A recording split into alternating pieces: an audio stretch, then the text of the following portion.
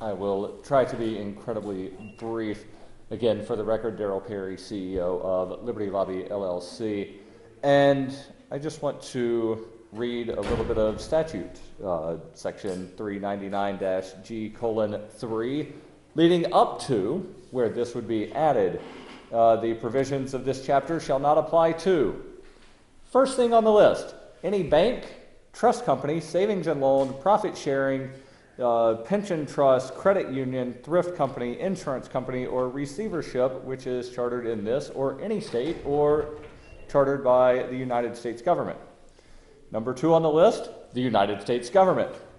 Number 3, any state, county, city, or other governmental agency. Then there's ETFs. Number 5 on the list is retailers issuing stored value credit or gift cards.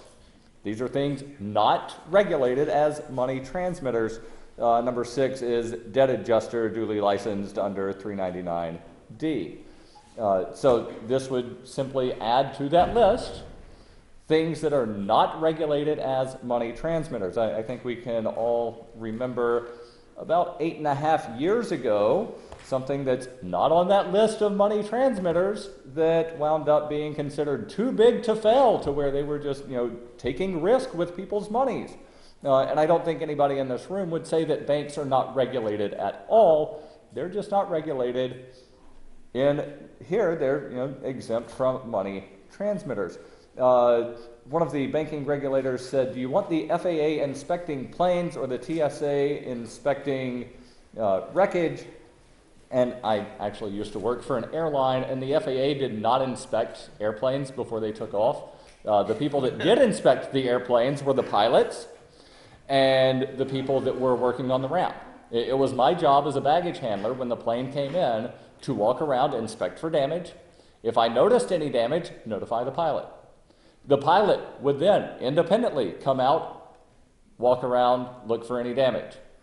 Before the plane left, again, either me or one of the other ramp agents and one of the flight crew would take another walk around to again make sure there's no damage. So it was the airlines inspecting their planes because they had the vested interest to make sure that there was not damage to their airplane. I would also like to encourage you to look at the original version of HB436 as introduced in 2015 before it was amended to create the Commission to Study Cryptocurrency Regulations.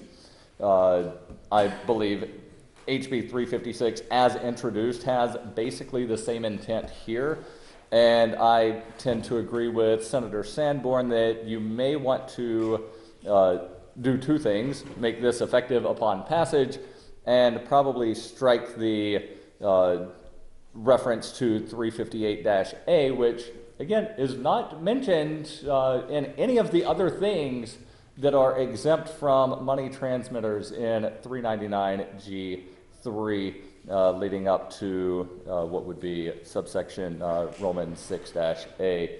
And also, I believe I'm the only lobbyist in the country that actually accepts Bitcoin as a payment process. And there was a question about why would somebody want to go through a payment processor to accept the Bitcoin or other cryptocurrency. And there are various reasons. Say, for instance, you have a lobbyist business or a political party and you need to know who is sending you money. You need to have it set up through some kind of payment processing thing.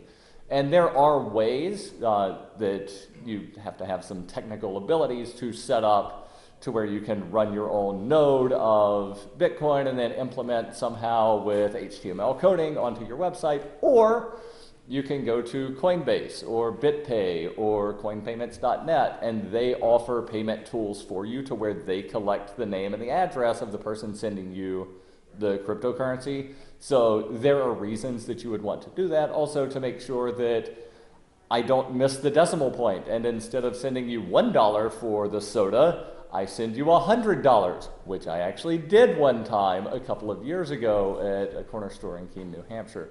Luckily, she was using a payment processor and was able to just hit refund, and then I walked in and physically handed her $1 a couple hours later. So I will answer any questions, and hopefully nobody else winds up getting too technical, because I think some people try to overcomplicate things. When a Bitcoin, single Bitcoin is worth $1,000, it doesn't matter. Yes. All right. Thank you, sir. Appreciate it.